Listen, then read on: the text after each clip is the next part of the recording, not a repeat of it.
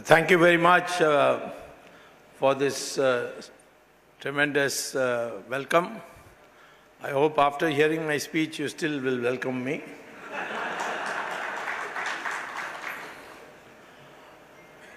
I've been asked to speak on the Indian economy and the facts about the Indian economy as well as the politics underlying it.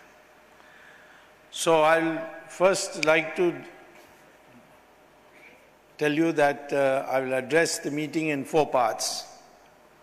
First, I will speak about what are our assets. I don't mean this in the financial sense, but what is it that this country has that we should be proud of and know that because of that, we can anytime become once again the developed country, the most developed country of the world. So I'll speak about the assets, then I will tell you something about what our liabilities are, and then I will speak to you about the potential that we have for the future, which are our potentials.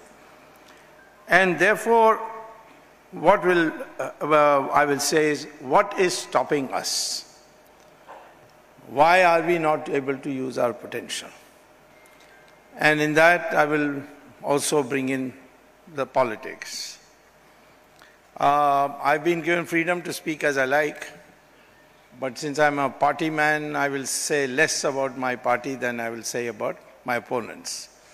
But you will get the general truth, and I'll tell it like it is.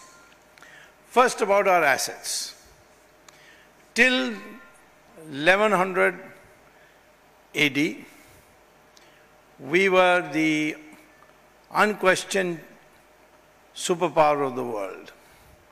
People came from all over the world, and that continued even after 1100 AD. And I'll tell you why I say 1100 AD.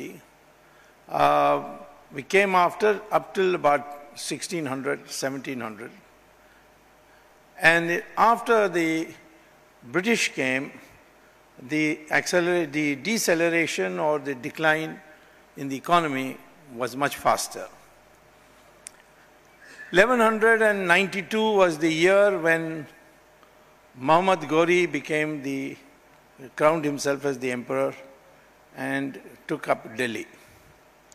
And that took place because of foolishness of one of our own people.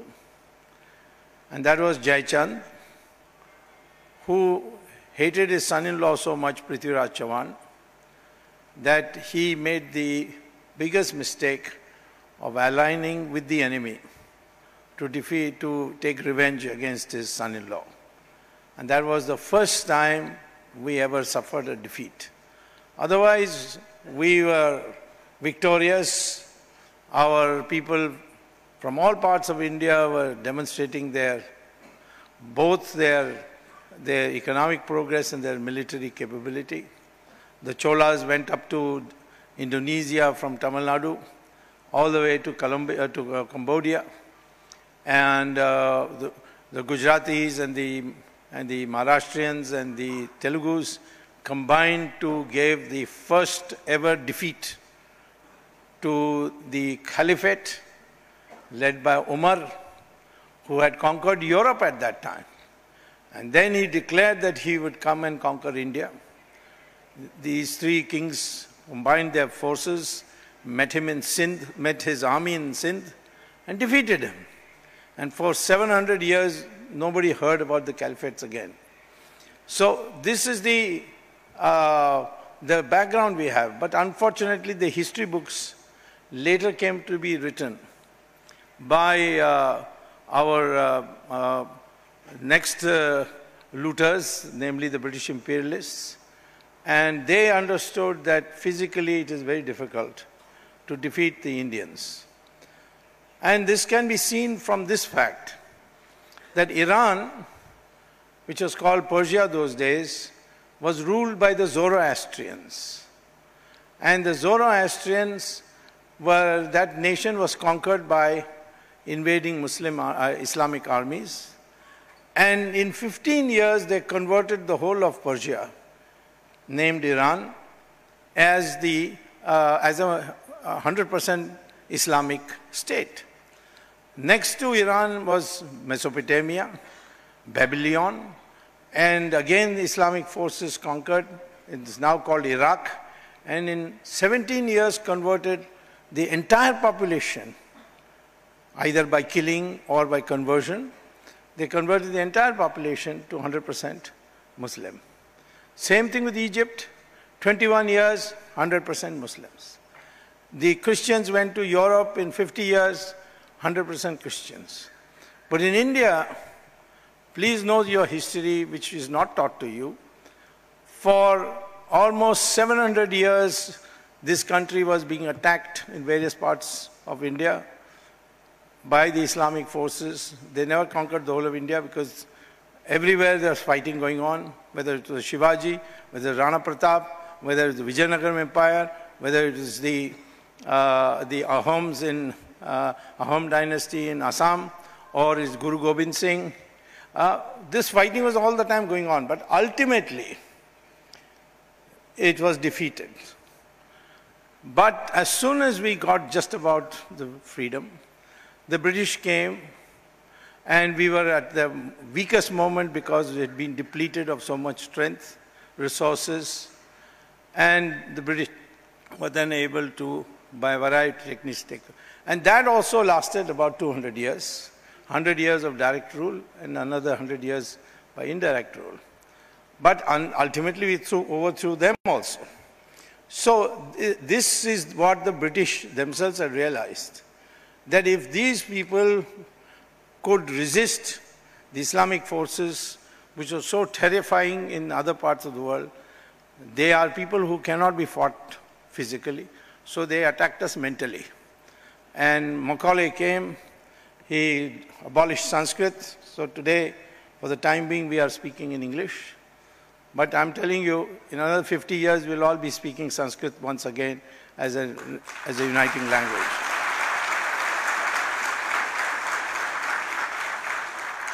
Not because of us, but because the Americans have discovered that for artificial intelligence to store knowledge, the most computer-friendly language in the world is Sanskrit, and therefore it will be stored in Sanskrit.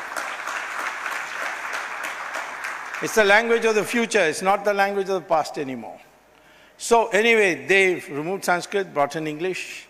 Macaulay said very clearly in his minute to the British Parliament, we must create an Indian whose complexion or is brown and different from us, but he'll dress like us, he'll eat like us, and he will have whatever morals we say he must have. So he wanted to create not a clone, but a person who would be then aware, subject to the wishes of the British people. And he said the day it seems that the Indian people will rise in military, with its military might, even the slightest indication comes, we will leave India. And that's exactly what happened in 1947. In 1945, the British defeated the Germans and became victorious in World War II. Everybody thought now Britain will remain in India for another 100,000 years. But what happened? The British decided suddenly in the middle of 1947 that they will leave India. And the only reason was, for the first time, the British Indian Army, under the influence of the Indian National Army of Subhash Chandra Bose, got infected. And there was rebellion in various parts of India.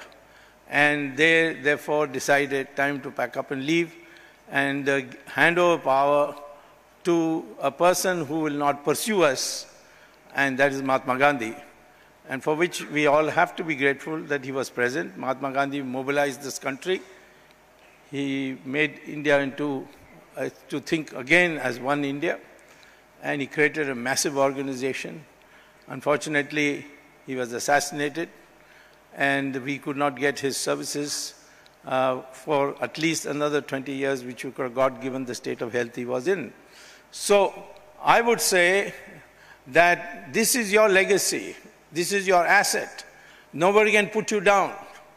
In 1962, the Chinese attacked us, and many years later, in 1977, Morarji Desai asked me whether I could bring about some communication with Chinese and settle this enmity. So when I went to meet the Chinese, and of course I myself speak Chinese, and the Chinese have a wonderful saying, Tian pu pa, ti pu pa, jo pa, yang gui zu hui shou zhong guo hua, which means don't fear the gods, don't fear the devil, but do fear the foreigner who can speak Chinese.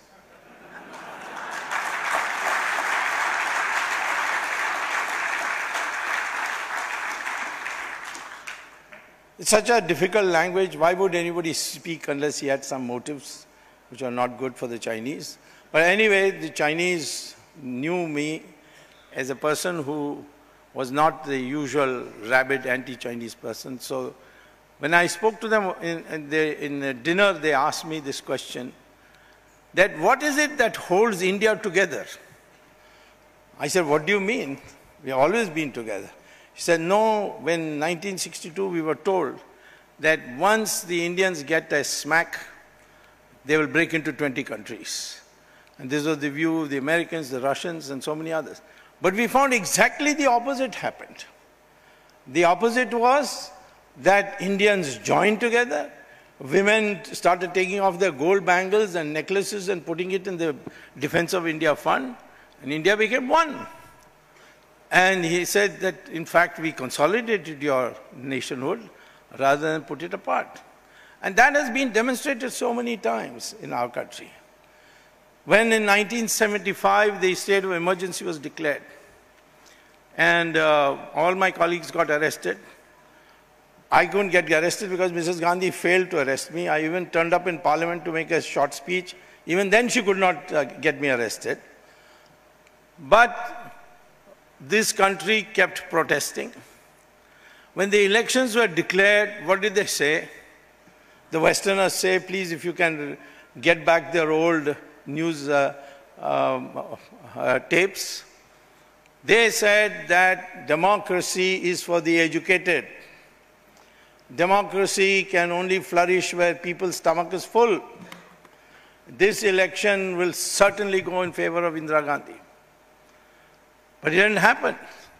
On the contrary, it exploded the thesis because the more educated South voted for Indira Gandhi and the more poor and illiterate North, all these chutiawalas drinking tea in chai dukans, you see, they voted wholesale against Indira Gandhi, defeated her also and her son also, disproving the thesis that education produces the change. In fact, it depends on what kind of education. Our education is enslavement. We think in negative terms. We suffer an inferiority complex towards the Westerner. And that is why when, after 1947, for 40 years, 1950 to 1990, when we adopted the Soviet economic model, our country grew at a maximum of 3.5% per year. And the communist intellectuals, like Amartya Sen, said, this is the Hindu rate of growth. How can you, by following the Soviet model, have a Hindu rate of growth? But in 1990, change came. I was part of that change. In fact, I produced the blueprints, which later Mr. Narasimha Rao used. And our growth rate went up from 3.5% to almost 9% in 5 years.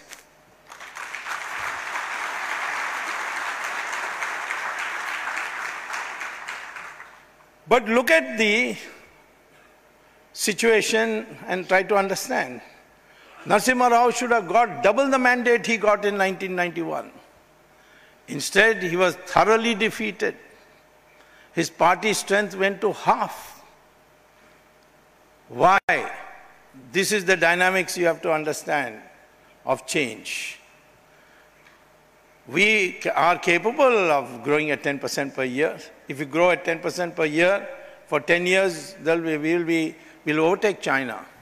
Today, under the PPP rate, that is purchasing power parity rate, our GDP is third largest in the world. On exchange rate basis, it is 6th or 7th. But that is not a proper thing, because exchange rate has got nothing to do with the market. It's got to do with certain artificial factors of speculation and so many other things. But in terms of intrinsic market, intrinsic strength, it is the purchasing power parity. That is, if you are going to compare India's GDP with American GDP, then either you should evaluate GDP of both countries in American prices or in Indian prices.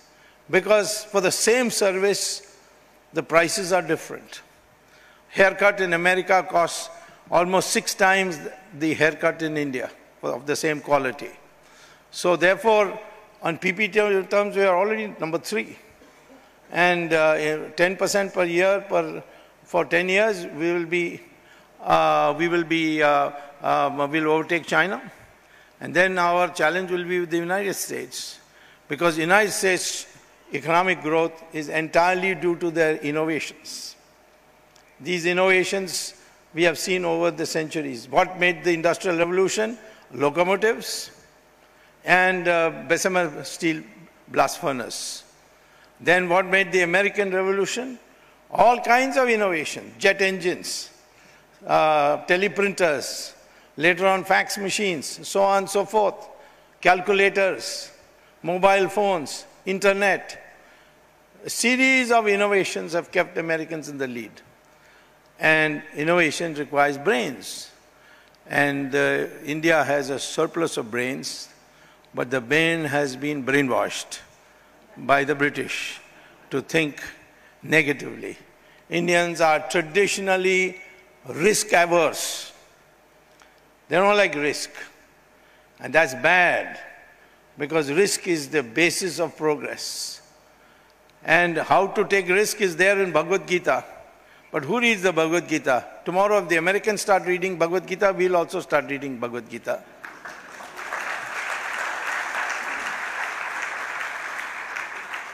Risk is a sign of your rationality.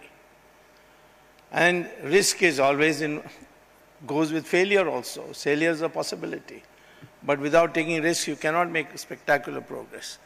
I had occasion to address the students of the Institute of Management in Bangalore, which is supposed to be the best, or maybe second best, or whatever, but it's in the top. And I had dinner with the students, and I asked them, now after you get your degree, what will you do? And they said, we'll go and look for some multinational company and take an executive post. I don't think hardly anybody mentioned, I'll go and take some, borrow some money and start a company. Hardly anyone said that. I've saw, it was my experience at Harvard also. I had students from about 40 countries in my big classes, the principal economics classes. And there, when I used to ask after the class was over, the exams were over, I used to say, now you're going out of the world. Please tell me what careers you'll choose. And I said the alternatives are simple. Either you become a millionaire, billionaire, do extremely well. I said, I told those students who are actually going to go into business, or you go to a place, become an executive, get a salary every year, your salary increases 5%, and you will retire at 60, 65, you will get your gratuity, pension, etc. And then you can buy a house and watch television. That is another life you can lead. Which would you like? So the American students used to uniformly ask me one question. Please tell us what is the probability of failure. Then we'll give you an answer. I used to give them the example of Microsoft, Bill Gates. I said, look, see, he took the risk, he quit Harvard, didn't take a degree, And he became a billionaire. Of course, he could have been discredited afterwards if he had failed, saying what an idiot he is, left a dropout and so on. But he became a billionaire. So I said this, so the risk, what is the risk of failure? If you tell us that, then we'll tell you the answer. But the Indian students in my class uniformly said, we will like this job in a big company and spend the rest of our life earning and retiring and living, having a nice vacation after that. So when I said to the Indian students, but that is guaranteed poverty. Here is a risky prosperity, but that's a huge prosperity. Why would you seek guaranteed poverty? So the Indian students would reply, because it is guaranteed, that is why we are choosing it. Now, this is the mentality which we have to get the Indians out of. Because this country needs innovations. And that's where, what is our liability? That we have an inferiority complex. We are afraid to stand on our own feet. We are afraid to create jobs for others and thereby create a job for yourself. Instead, you want someone else to create the job and you want to work for him. This mind revolution is necessary. Otherwise, without mind change, nothing can happen. Nothing much good can happen. We'll just be critical, negative, and so on. You see, people think that if a country has a big mass of people, it becomes a power. It doesn't, unless the mindset is there to be a power. You can have 1,000 goats in one place, and one tiger comes towards them. The majority is with the goats. The tiger is only one. But the mind of the goat is such that upon seeing the tiger, he gets frightened and starts running away. And then, of course, the tiger chases one of them and gets his lunch. That is where the mindset is important. Or take power. In a circus inside a cage, you'll see 5 strong lions and 1 ringmaster. And the ringmaster will order the tigers, climb up. And they'll all climb up on a bench. He'll make them go through a ball of fire. He'll then have them open their mouths. These lions will open their mouths and he'll put his head in each one of them. And the crowds will cheer. Why don't these lions bite his head off? Because they've been brought up from the time they were cubs to obey. And they obey. Even though they got so strong, they've been so well fed, they don't know any other way except to obey. So they obey the ringmaster. And we've seen that in life also. Manmohan Singh sitting in the most powerful chair of India.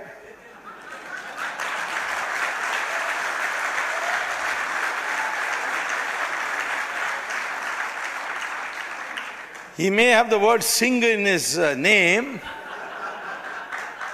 but before a thin, wiry Italian ringmaster, he obeyed.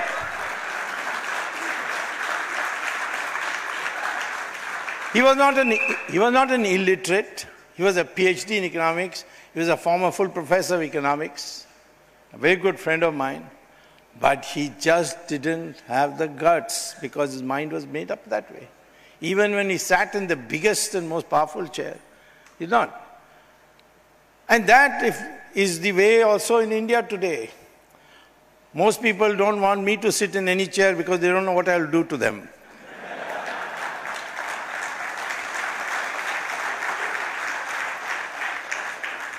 This psychology has to go. You must learn to assert your authority where your national interests are involved.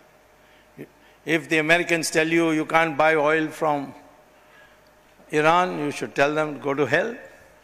Or give me oil as cheaply as the Iranians give, at 0 transportation cost, then I will not buy from them. I'll buy from you. But are we doing that? The moment such a request comes from our power, we begin to analyze what to do. There's nothing to analyze. This is the centuries of brainwashing that has happened. And this is why I say we need a renaissance. People misunderstand it, you see. They're saying I'm actually saying Hindu renaissance.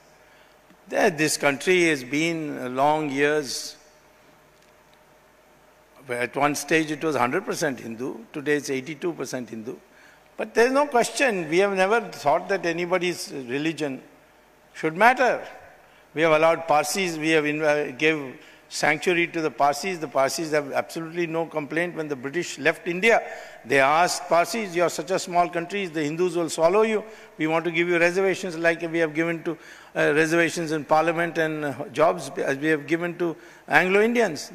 And the Parsi community said, "For 1,000 years the Hindus have looked after us. We don't need your protection. You go. The Hindus will look after us."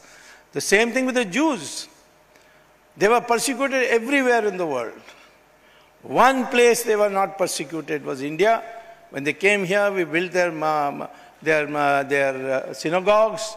They rose to various places, high places in our army, judiciary, so many places. General Jacob, who liberated Bangladesh, he was a Jew. And all this happened, and when Israel was founded, the first resolution after adopting the constitution was a thank you for India, saying, "Thank you, India, you are the only country in the whole world which didn't persecute the Jews." This is the title we have.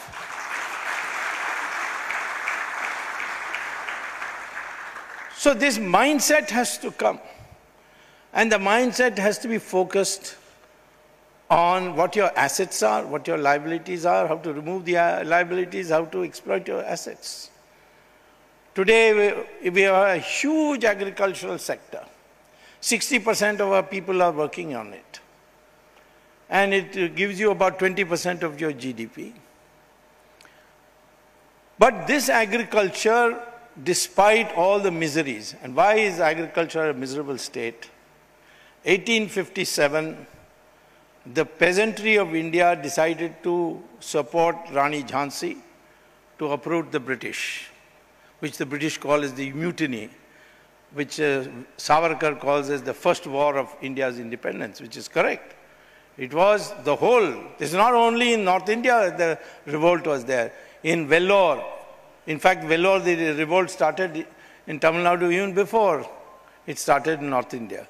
So there was a simultaneous national revolt, but one thing was common: the peasantry, the agricultural people, they supported this. They gave money, they gave men. It is then that the British, after they successfully put it down, they decided the back of the agriculture should be broken.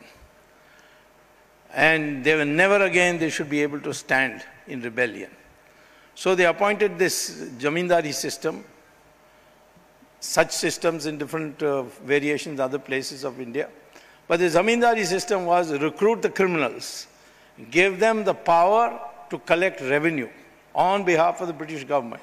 They can collect as much as they like, but they must give a fixed amount, which we designate as a fixed amount, to the British to run their administration here, and the rest they can keep for themselves. And they were empowered. That is, the farmer could not give the revenue, grab his land. If he didn't have any land, grab his brother's land, grab the jewels of his wife. This is the power they had given to the to the Jamindar. And agricultural decline for the first time began after 1857. And by 1947, we became the poorest agriculture in the world. In 1947, we should have not only sought industrialization, but we should have sought the revival of the agriculture. But we adopted the Russian model, the Soviet model, Jawaharlal Nehru's favorite imposition in our country. And that became progressive. The communists started saying, wow, Soviet Union, wonderful place, heaven on earth, no unemployment there, no inflation there, no poverty there. Nobody had seen Soviet Union, but they were saying all this and propagating it. In 1991, I told EMS Nambudripad, our most famous communist of those days, now there is no Soviet Union also. It's broken into 16 countries today. This country has not broken. Yugoslavia into 4, Soviet Union into 16, Indonesia into 2, Pakistan into 2, and very soon into 4. So, but this country has not broken. Everyone predicted this country will break, but it has not broken. It has stayed together, it has grown together, but we have therefore to understand that today, if you want economic growth on a stable basis, know your strength. Agriculture is your strength. Why? Because the yield per acre is amongst the lowest in the world. How is that a strength? That shows how much it can go up. Can it go up? Is the Indian land capable of sustaining it? Of course it is. Look, go to the Indian Agricultural Research Institute where they have experimental plots. How much rice do they grow compared to the rest of the farmers of India? 6 times more. 6 times more they grow on their experimental plot. If it can be grown on experimental plot, why not in the whole of India? Similarly, wheat. Wheat is also 4 times more. Every agricultural crop that is experimented in the Indian Agricultural Research Institute is that way. And with a little help in inputs, not in terms of minimum support prices, which is always subject to corruption and manipulation, but in terms of actively being able to provide them these basics, country will grow. It happened in 1965 when we nearly had a famine. We were depending on the American boats to come and give you bags of wheat. New York Times headlined, India living ship to mouth. Everybody is praying for another ship to come from America. Lal Bahadur Shastri brought in a package and gave it to 10% of our farmers only. And within 10 years, we became a self-sufficient in food grains. We have stopped having a problem of food grains. Now we have a problem of how to do the storage. It happened with just 10%. Look at the potential. 12 months of the year, you get sunshine and water. And you can grow 3 crops a year. But in only 25% of the land we grow more than 1 crop. United States has 5 months of the year they have snow. They can't do agriculture. Same thing with Europe. Good parts of China, same thing. But India, you can grow 3 crops. If you grow 3 crops, you can almost get triple the production without any new technological need or even monetary need. Only make sure that good seeds, pesticides, good practices, these are made available. We have not done that so far in the last 70 years of our independence. We have treated agriculture as a sick industry, as a sick sector. And this sector which gives you 60% of the employment. So this is a bad priority. It came because of an inferiority complex. We somehow wanted to be known as a great industrial power, and we adopted the Soviet model, which was what? Extract resources from agriculture and use it in industry. It worked in the Soviet Union for some time because the czars had created an agricultural revolution. And then to extract resources was easy. Here it's bone dry. What can you extract? Should have gone to the mind of Mr. Jawaharlal Nehru. He didn't listen to anybody. There was no one to tell him except Edwina Mountbatten, and she was interested in telling him other things.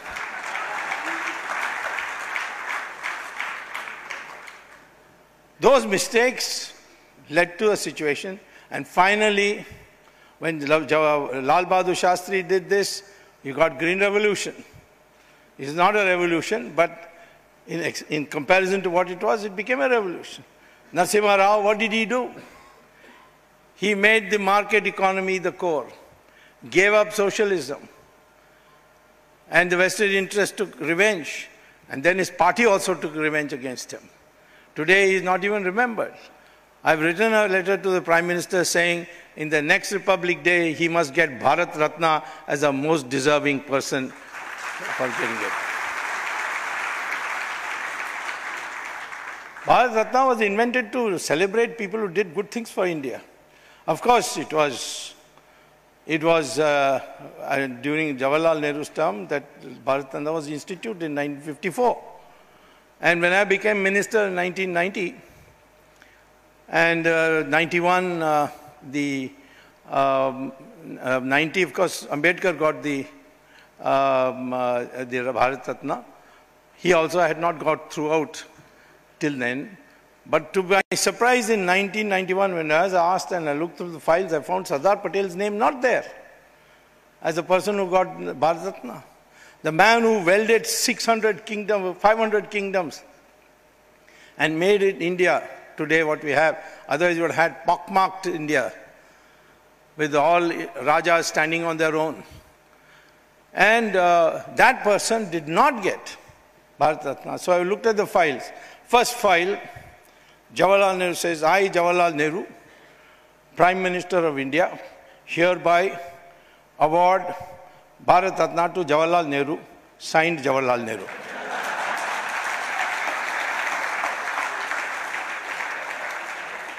All right, to feed your vanity, have it first. What about number 2, next year? Sardar Patel's name comes from bottom, crossed out by Jawaharlal Nehru. 3rd year, 4th year, 17 years he was Prime Minister, he crossed it out each year. Indira Gandhi also crossed it out. And the first time Sardar Patel got the Bharat Ratna was when Chandrasekhar was Prime Minister and I was holding the law portfolio.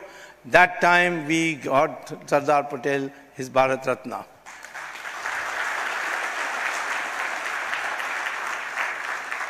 The Congress says we are appropriating Bharat Ratna. You didn't even give him Bharat Ratna. We will not only say that we did it, but we'll say Sardar Patel is one of us because he built India. He welded 500 states into one India. The British didn't leave you only India and Pakistan. They left you with India, Pakistan, and all the kingdoms were declared as independent countries. 600 countries were declared as independent countries. And of which 500 Sardar Patel was able to persuade to merge into India. So I think these are some of the things that you have to know. That this is part of the mindset making. Agriculture should be made into a globalized industry. How? Because agricultural prices of our commodities, the prices of our agricultural commodities internationally is the lowest in the world. Take the price of rice. It is 1/6 the price of the Japanese rice, 1/5 the price of the South African rice. Rice anywhere in the world is much more expensive than Indian rice. So therefore, export rice. But we hardly do it. Wheat, 1/4 the price in Europe and America. We don't export it. Milk, 1/6 the price of Europe. And how many cows we've got? 150 million cows. And today the American science says that A2, that is Bos indicus, it's a special breed. In Australia they call it the Brahmin herd. I don't know why Brahmins have been brought into this, but it's called a Brahmin herd. But this special breed, its milk has got such medicinal qualities that is now been patented in the United States, and in supermarkets you can get along with the American milk, American cow milk, you get another carton which says A2, milk of the cows from India. This cow, 150 million cows, what is the yield we get? We get barely 200 liters per year, average. Average Israeli cow gives you 11,000 liters. So imagine if 150 million cows started giving you 11,000 liters per year. I won't have to get an air ticket from you to come here. I'll come swimming in milk. That much milk we will have in our country.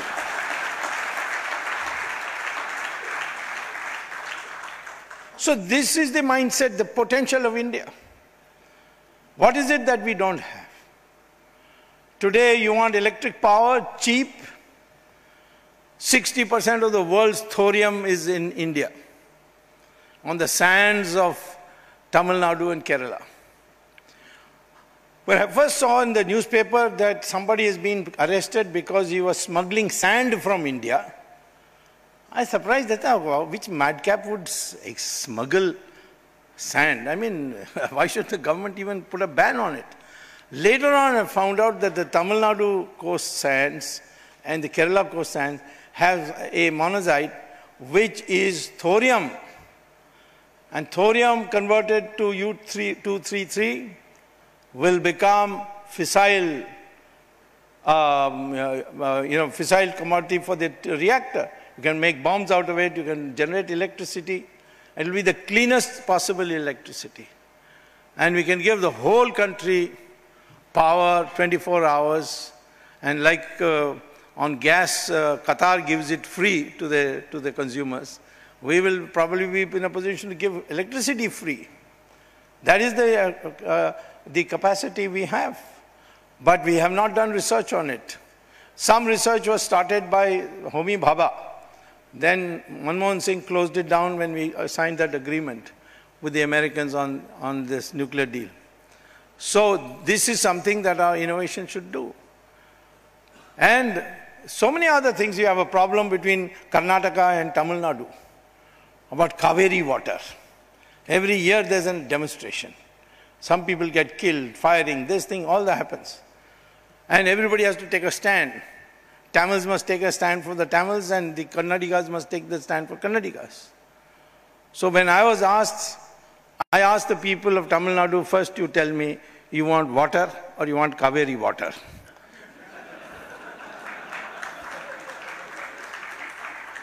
If you want water, we will desalinate seawater and give you 24 hours a day in your tap flowing without any problem. But if you want Kaveri water, no, I won't give you Kaveri water. There's not enough water. Why should I fool you? When the rains come, the waters will come. When the rains don't come, you will be fighting. That's all. But what I found was that the desalination of seawater was being opposed by the tanker lobby of Tamil Nadu. Those who run tanker lorries, you see. So I got curious, why are they opposing it? It turns out that whenever there's a water shortage in Tamil Nadu, these tanker lorry owners make a huge profit, taking water from one place to another. And therefore, and then they give bribes also. And so therefore, no politician wants to touch this. But in India, we have two outstanding examples of desalination of seawater. People do all kinds of propaganda. Seawater means it is very costly and all that rubbish. And it's very technologically very difficult. But in two places in India, because of necessity, people have done it. One is Kalpakam in Tamil Nadu, where the municipality refused to give water to the nuclear reactor colony, to the scientists and so on. So they set up a desalination sea plant, and every resident of the Kalpakam Nuclear Authority gets water full time through this desalination seawater. The second one is this Reliance Jamnagar factory. The Jamnagar municipality said, no, we can't give you water. We don't have water. So they set up a desalination plant and produced not only for their own people, not only for their own polyester or whatever they are producing there for their production, but they have now started selling it to the municipality of Jamnagar, which is buying from them. Here is an example that you can solve. Same thing with so many others. We are horribly dependent on oil. Oil prices go up, we get nervous. But today there are alternatives there. Hydrogen fuel cells, electric cars, so many alternatives are there. These all require innovation. Innovation requires research. Research requires committing students coming fresh from graduation into a research mind so that they can all make a decent living also and get enough equipment. This requires a totally different approach to education. Education should be such that everybody should be able to go to college if he wants to, so that this reservation racket will not work. There will be no need for reservation. It will become redundant. And consequently, educations today only get 2.5%, 3.5% of the GDP as allocation. Long years ago, Kothari Commission in 1966 had meticulously calculated, said it must be a minimum of 6%. Americans spend 7% of their GDP on education. All countries which have become advanced today spend a huge amount on education. And therefore, our country, this should have been given priority. And this should have been, this is something which the British never wanted. Thinking Indian, who thinks independently, thinks for himself. And that is how we can come about doing it. For this, you have to encourage the people. Somebody asked me, if there is one thing today to remove the gloom there is in the country of the economy, what would you do? I said, abolish income tax. So he said, my God, where will you get the resources? I said, what resources? Total income tax revenue till very recently was only 4 lakh crores. And 4 lakh crores you get by one auction of 2G spectrum. And after this, 3G spectrum is also coming, 4G spectrum is also coming, 5G spectrum is also coming, and soon 6G spectrum will also come. And G means generation. I think once I had a meeting with Manmohan Singh when the 2G spectrum scam was going on, and I asked him, do you know what 2G is? He said, yes, Sonia G and Rahul G.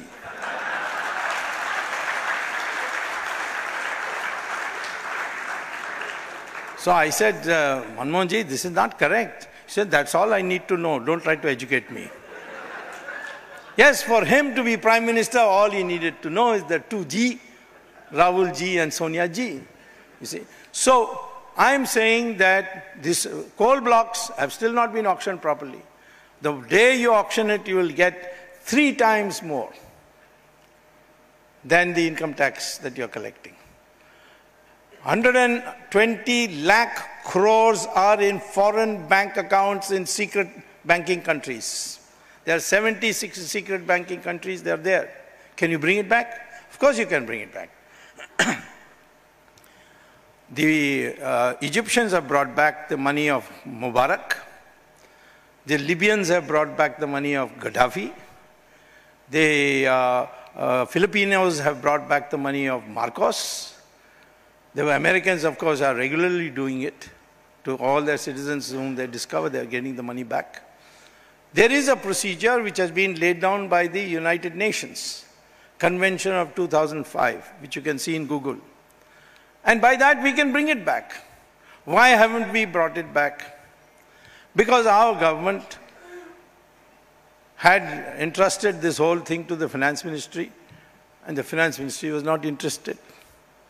Why it was not interested, that's another story, which we will have to have a separate lecture, because I'll have to document what I'm saying. But the fact of the matter is, it can be brought back. Can it be brought back in the next 6 months? Yes, it can be. And are you trying? Of course, I'm putting a lot of pressure on it. After all, I said I'm got Chidambaram charge sheeted. People told me nobody can charge sheet Chidambaram.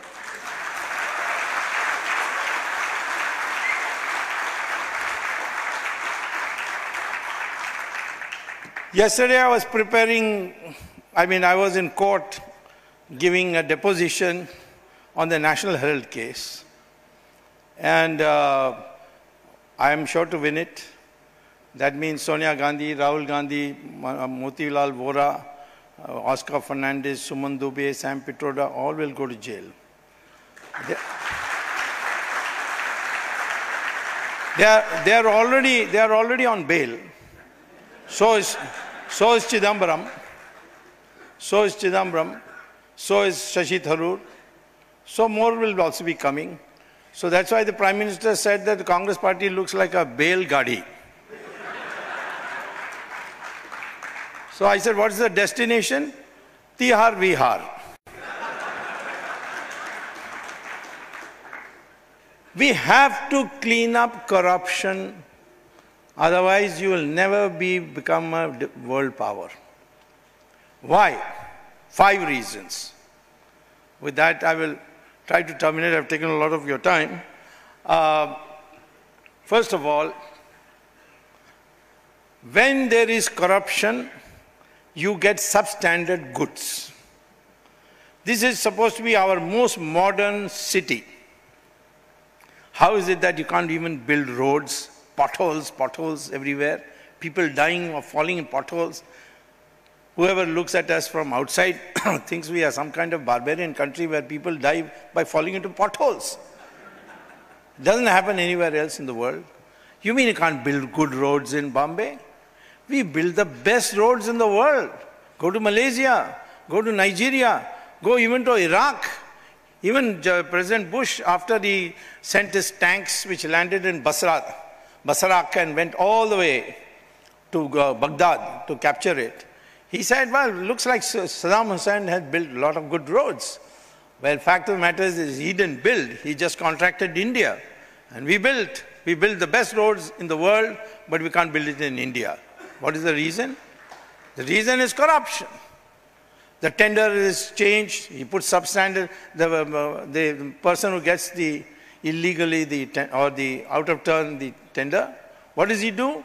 He then puts substandard material. One monsoon it's out and another tender will be soon coming out. And again the same thing will go through.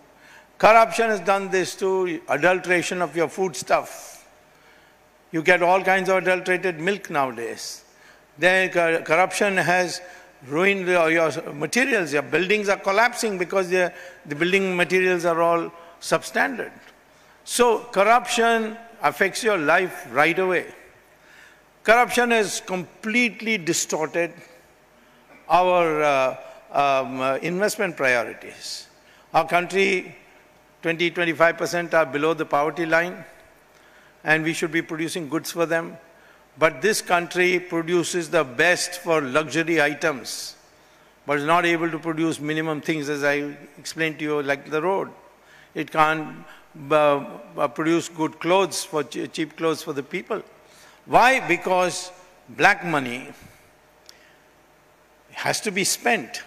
Some of it is kept abroad, but what you spend here, you buy a nice house, you put air conditioner in every bathroom, in every room, and you put Italian marble, you make the most luxurious house and live in it. And you have a luxurious life. So in our country, you find, if you did the calculation which I did through input-output matrices, you find that 70% of our investment is going directly or indirectly to produce luxury goods. Steel produced goes to build air conditioners. I mean, a factory for air conditioners. So what is this investment priority? This is totally unsuited for India. And because you have to pay corruption, therefore your transaction cost goes up. And transaction cost goes up means what we call as the capital output ratio. If capital output ratio is 3, it means to get 1 rupee income perpetually every year, you have to invest 3 rupees today. So higher that number is, the more inefficient is your production. What is India's capital output ratio today? 4.5. What is Japan's during its heydays of growth? 2.8. What was United States capital output ratio? 3.1. And why is this number significant? Because take the rate of investment, which means total investment divided by GDP. That's called the rate of investment. That rate of investment of India is today 36% or 0.36. Investment is 0.36 of GDP. So 36, write it as percentage, divided by 3 will give you 12% growth rate. If you divide by 4.5, you will get 7, little more than 7. No, yes, a little more than 7. And that's what we have today. Without any new mobilization of resources for investment, our country can grow at 10% per year, 12% per year by removing corruption, by bringing, that can be done. And how it can be done, I'll tell you in a minute. But the fact is that corruption is corroding our system. Those who are putting money abroad are doing it through Hawala agents. These Hawala agents, you see, are operating in Dubai, and they cannot operate without telling ISI of Pakistan what transactions they are doing with India. So every minister, high-level official, his Hawala operations is known to Pakistan. Do you think our country's national security is safe if Pakistan knows who's got what bank account, where, and how much? He will publish it tomorrow, your career is over. Why you find all these people cooing about Pakistan, even after they are killing our people on a daily basis? It is because of this fear that you might be exposed. That is the way your national security is being hampered. Every way, corruption is cancer. How to cure it? The best way to cure it, according to me, mathematically determined. I applied the theory of probability and applied it to this, worked out the expected values of bribes. And I said, if the expectation from a bribe is that either you will have the bribe or you will go to jail for it, then the probability of going to jail will be a factor. So if you calculate the expected value in such a way that the punishment is so tremendous that it is not worth taking a bribe, even if it's a small probability of not being caught, of being caught. So how should you go about it? Catch the big people first. Not the policeman, not the clerk, that later. But you won't even have to catch him, because the day he sees the top people are going to jail for corruption, that day will say, if it can happen to them, what will happen to me? And he'll become honest, you won't have to work for it and deploy a police force.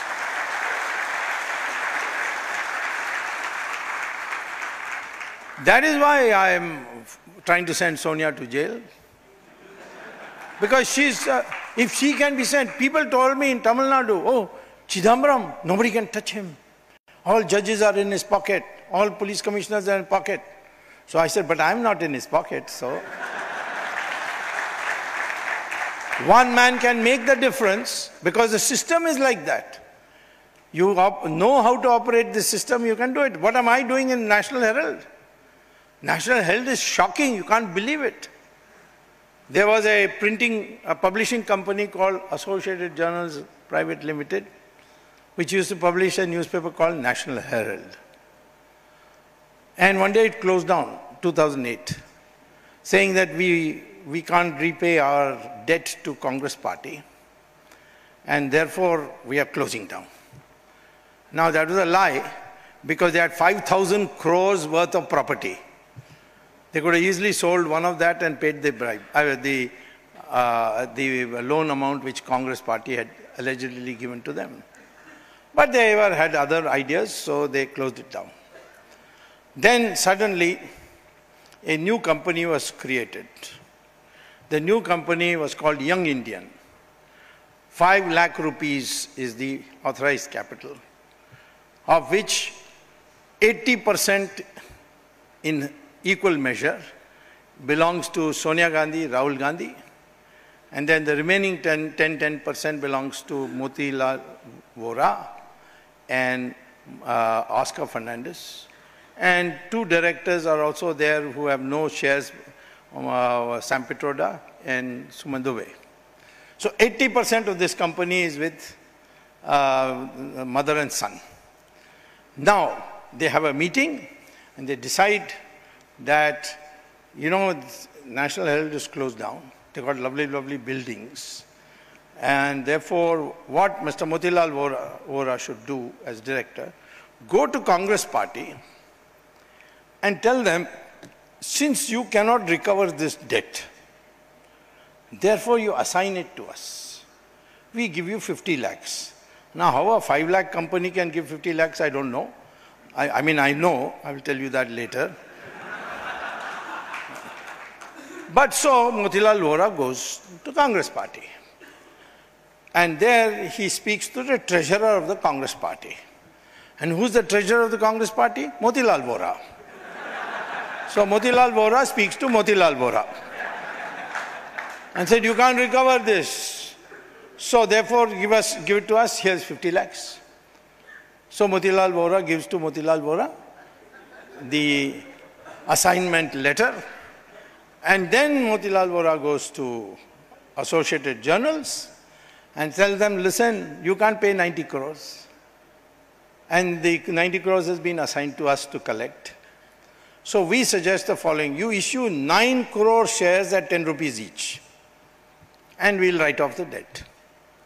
So the chairman of the board was very pleased. The Associated Journals chairman is very pleased. He said, okay, I'll get a shareholders meeting and okay it. And who's the chairman of the board? Motilal Vora. And the board of directors, who are they? Oscar Fernandez, Suman Dubey, Sam Pitroda, and these 3. They are the majority. So, look at how cozy it is. A company of these people, even a Congress party, at that time the president was Sonia Gandhi, vice president was Rahul Gandhi, and Motilal treasurer, and general secretary Oscar Fernandez. So in total conspiracy and collusion, a company with just 5 lakhs is able to get 50 lakhs from a Hawala company in Calcutta, which has entry, it's called an entry company, or something like that. You pay your black money and they'll give you a check. That is their work. They got that check, gave it to him. And this 5 lakh company now becomes a whole, almost the wholly owned subsidiary, it becomes this AJL or Associated Journals Limited. And all the buildings, everything becomes theirs. And what they've done with the buildings, removed all the printing presses, everything, and they have rented it out to Passport Office of the External Affairs Ministry, not during our time, but done during their time. And we are trying to close it, but I'm having a lot of problems, but I'll close it in the end. Otherwise, I'll send the External Affairs Ministry people also to jail for participating in corruption. So, this is the way they have looted the country. Sonia Gandhi has got 11 lakh crores in foreign bank accounts. All that government of India has to do is to follow the United Nations procedure, put out an ordinance saying that all these bank accounts in secret banking countries are henceforth nationalized. And the United Nations will help you get it, as they did for Egypt, as they did for Libya. Why has it been done today so far? Well, I don't want to say anything because it's not fair to criticize somebody who's not well nowadays. So it was not done because the finance ministry didn't want it. But today, I'm urging the Prime Minister, please go ahead, otherwise we'll find it difficult to face the public in 2019. So once you remove this and this capital output ratio comes down, you'll be growing at 10-12% per year. In 10 years, your poverty will vanish. It will jump down to 3-4%. And there will be full employment. When there will be full employment? When you encourage small and medium industries. Why are you not able to encourage today? Because the interest rates are too high. We had a governor called, of Reserve Bank called Raghuram Rajan. Now the media was so manipulated, they are calling him a great economist. He was not an economist. He was an IIT engineer. Then went to All India Medical, IIM, Indian Institute of Management. And then went to MIT and got a finance degree. Finance is not economics. Economics is a general equilibrium system. Finance is bilateral. And everyone who makes this mistake of not recognizing the distinction gets into trouble. The United States President in 1925 called all economists and said, there's too much unemployment in the country. How do I reduce it? They said, well, according to the laws of economics, demand and supply, lower the wage rate. By talking to the unions, talk to them and get it reduced. And unemployment will go because employment will grow. So President said, yes, sounds logical. So he persuaded the unions to agree to a 10% cut in wages. And found within 1 year, unemployment increased. And he was shocked. He called the economists again and said, what has happened? None of them had a clue. What had happened was that when you cut wages, you cut purchasing power. When you cut purchasing power, you cut demand. When you cut demand, countries on the margin, companies on the margin, they will close down. That will be more unemployment will be created. So there is that problem. That there are so many connections. This is what I call by general equilibrium system. Raghuram Rajan was going on raising interest rates. Why? He wanted the prices to come down. Well, small and medium industries were closing down because the cost of capital was going up. And therefore, unemployment increased. And there was a depression in the economy. And he was saying, no, this is not enough. He was going on raising it. I told the Prime Minister, what he's telling me is like a doctor saying, I couldn't control the temperature of the patient by any other way, so I decided to kill him. At least the temperatures came down. This is the kind of cockeyed economics that these people have been implementing in our country. We have all these problems this way. Demonetization could have been a great success if we had in advance printed 6 times the 100 rupee notes that we have to. Now they are going to about print. But you could have done that. And announced that whatever old notes you have, no questions answered, put it in your own bank account. And government will take 15% of that as our tax. And you can withdraw 20% of that for your cash, in new notes. And the remaining will be in fixed deposits at 2% interest rate for 5 years. This country would have been rid of black money by a big measure by that method. I gave this suggestion to the Prime Minister. He forwarded it to the Finance Minister. And what do you think the Finance Minister did? He said, no, why 15% tax? Let's have 50% tax. So half will go to government. And of the other half, 20% you can take as cash, 70. Remaining 30% at fixed deposit with no interest rate, 0 interest rate. Who will do it? When the bank officer is ready to give me a 15% discount, why I should pay 50% to the government?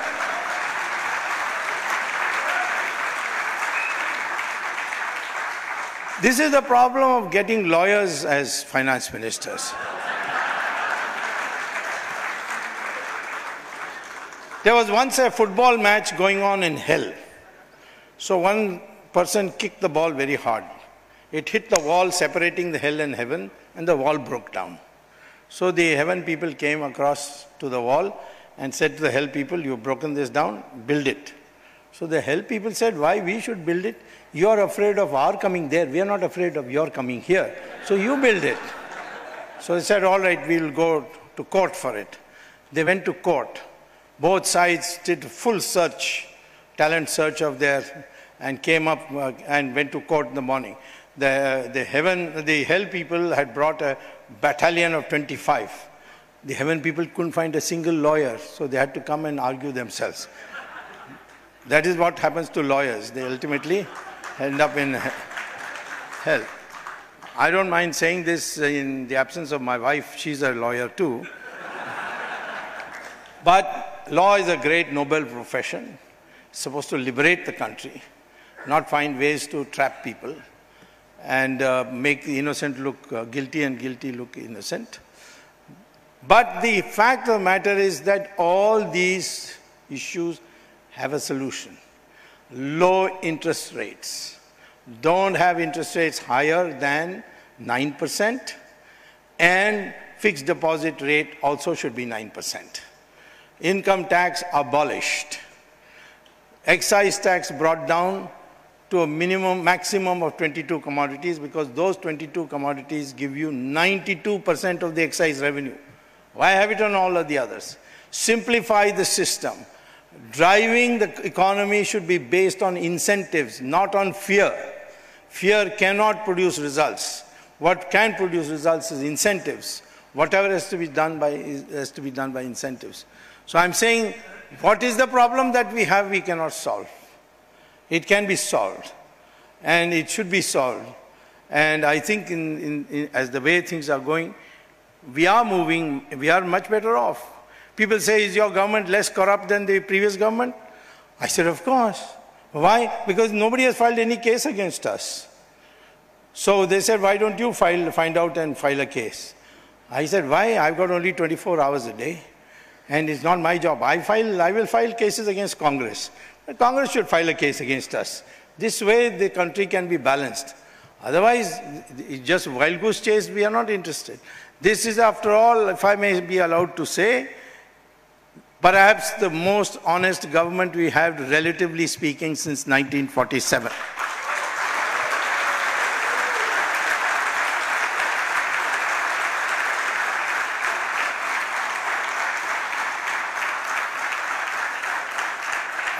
And despite whatever anybody may say, this is the most democratic party I have seen. This doesn't belong to any one family. Anybody can speak out of turn. I speak all the time out of turn. Nobody says anything to me. People come and ask me, don't you think you'll get into trouble? I said, you must be from the Congress party.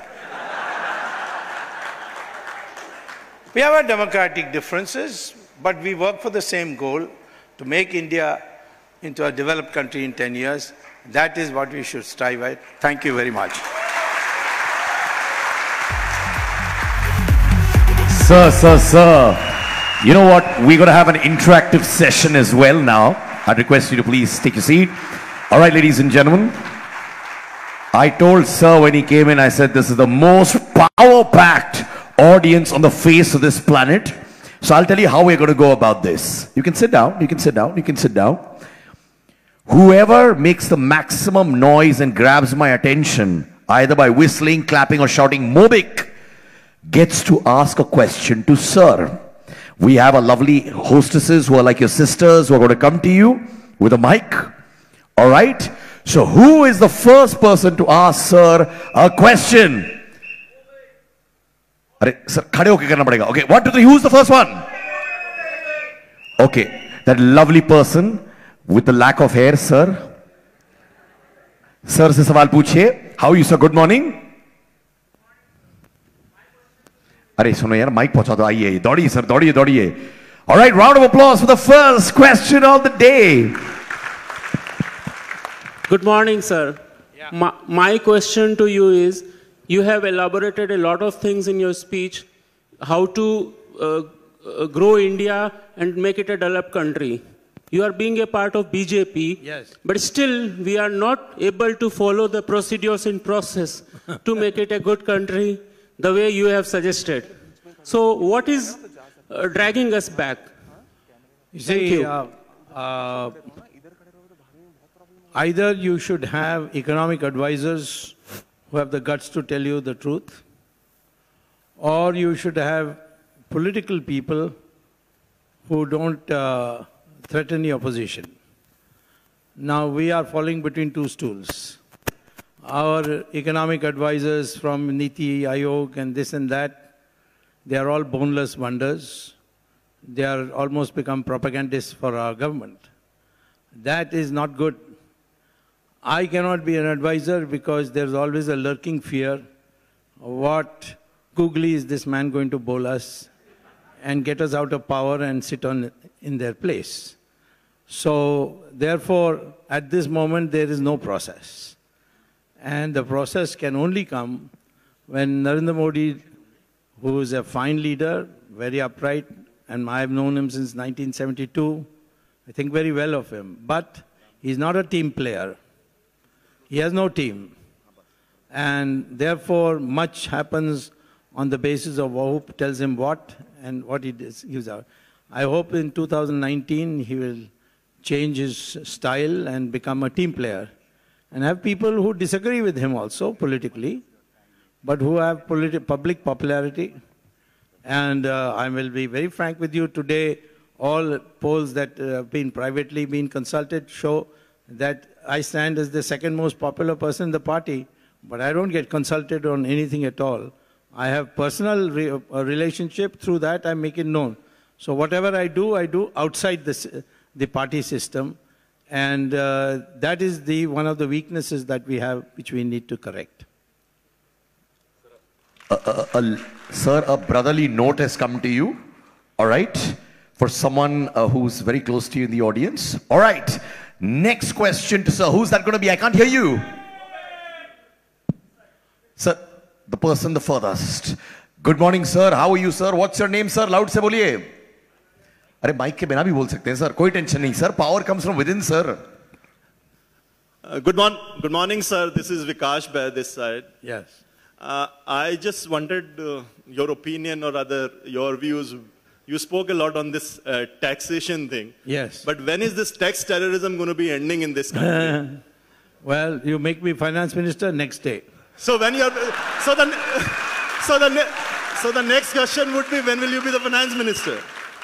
Well, I can be finance minister if I threaten Modi that if he doesn't make me, I'll unseat him. But I am in no mood to do that because I like him, so I want him to continue. What? अरे sir सुनाई नहीं दे रहा sir, वो mic पहुंचाओ ना sir, इतना जावा सफाई है. Just to ask you one more on that, sir, we belong to a capital market industry. And last year, this long-term capital gain tax came into existence for us. Whether it is going to make any significant difference to government's coffer or not is a subjective matter. That's right. But then, at the same time, people from bureaucracy coming and saying it that this is one industry which does not require any brain or any effort to make that capital gain. I mean, how should that be taken? Well, we have a lot of lunatics in the bureaucracy in the Ministry of Finance. And some of them are going to go to jail very soon, then you'll get relief. And I'm serious of that. Thank you, sir. All right, next question, please. I can't hear you. अरे sir आवाज ही नहीं आ रही है यार. अरे ये जो gentleman खड़े हुए हैं सर, आपकी enthusiasm दिखती है वहाँ पे. Good morning, sir. क्या नाम है आपका? Thank you. I am Rajesh Agarwal. Yes. I'll just define Swami sir as smart, witty, absolutely marvelous youth icon. How do you define India? India is a country full of magnificent diversities, but it is united in its soul. It is heterogeneous in its ideas, and it is a country with a heart which has always welcomed genuine refugees and looked after them, and it is a fierce fighter which will fight forever anyone who tries to conquer us. Sir, he called you a youth icon. Yes. I think you are youth, sir. All right. The reason is I give tension to others. I don't keep any with myself. Well, I must tell you, sir, you look very light, yaar. You always look light. All right, Ramdev, sir, good morning. Kaise hain aap? I must tell you, I've got to catch a flight to go back. Sir, last two questions, sir. Yes. Satyama, okay, last two. Good morning, sir, and thanks for coming here. My question to you is, what do you think of this current mess of public sector banks? And what's your good idea of how do you resolve? It's a big problem. Well, the real problem arose because the money was taken on influence. And we have to make sure that we don't sort of kill the whole industry or the whole system because some people have been able to manipulate and get what they want and then not pay. Some of these laws that we have brought in are now going to take effect very soon. And I'm sure that the confiscation that we'll carry on, and also the fact that we are prosecuting these people, we are not letting anybody go, that will change the climate. Loans have to be given, and I believe they should be given at a much lower rate of interest. Half the NPA problem will be solved if we reduce the interest rate, and it should not be, the prime lending rate should not be less than, more than 9%. In that case, our countries in the future it can be done. No bank is going to collapse because the state can always recapitalize it. In fact, the banking system in China is 10 times worse than ours. But the government there has made a decision that we will not let any bank, any of the 4 public sector banks that they have, collapse. So the same way we have made, and I think we should stick with it, that no bank will be allowed to collapse. No depositors would lose their money, but we will recover from those who have brought the banking system to this level by confiscating their properties and auctioning them. All right, we've got the last question coming up. Yes, sir. Sir, so this is not to do with economics or politics, but you are my idol for one thing, which is about talking straight. Okay. And I hope that someday... That's not a very smart thing to do, but I'm doing it. No, but why I said you are my idol in terms of talking straight is because it helps you lead a better life.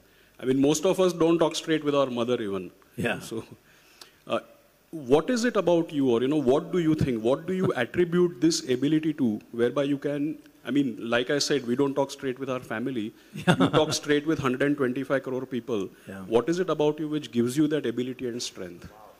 I love that question. Point blank. That was straight talking as well. Well, it's not everything that I speak out. If I see an ugly woman, I don't tell her, I say, how come you are so ugly? That's not... my job is in the public domain to speak the truth. Why?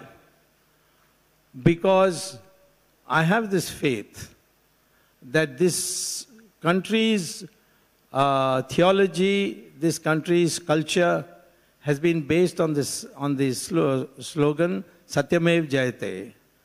And therefore, those truths which are personal, we may keep to ourselves, we may not show our like or dislike for somebody. But where a social effect takes place, or the country at large is affected by truth and falsehood, there, if you speak, you earn sufficient punya to protect you. And so far, I've been all protected throughout. And I'm certainly a believer that speaking the truth in the social, for the social good, creates karmas for you, which takes you away and saves you from all those who try to harm you. Thank you. Thank you. Ladies and gentlemen, a huge standing ovation for Mr. Swamy as well, please. And sir, we love you for your honesty. May you always be like this. Looking at you, we always want to be honest citizens of India. Give it up for the force that inspires us to be straight, talk straight from the heart, and karmas protect you. Can I request Mr. Ramdev Agarwal and Mr. Motilal Oswal to please come as a humble tribute and as a way of saying a big thank you to sir, a token of appreciation as well. Please give it up for Mr. Swamy, and this has to be loud and clear from the heart.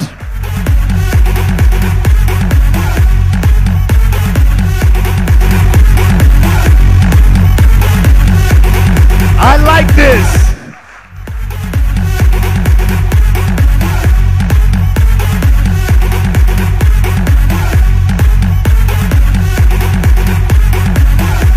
Mr. Swamy, I want a selfie with the audience and all of you. Anna, Inga Pakalama, sir. Sir, here. Sir, come in. हाँ, आप भी आ जाइए. और आपकी हाथ आने चाहिए पीछे से. Thank you so much, sir. Romba sandosho, sir. I, on Siddharth Kannan, on behalf of the entire crowd, say, sir, always be the way you are. Long life. God bless you. Thank you. We've got another session coming up right now, ladies and gentlemen. This is another stalwart who is going to be with us in a few seconds from now. He's already in the hall, ladies and gentlemen.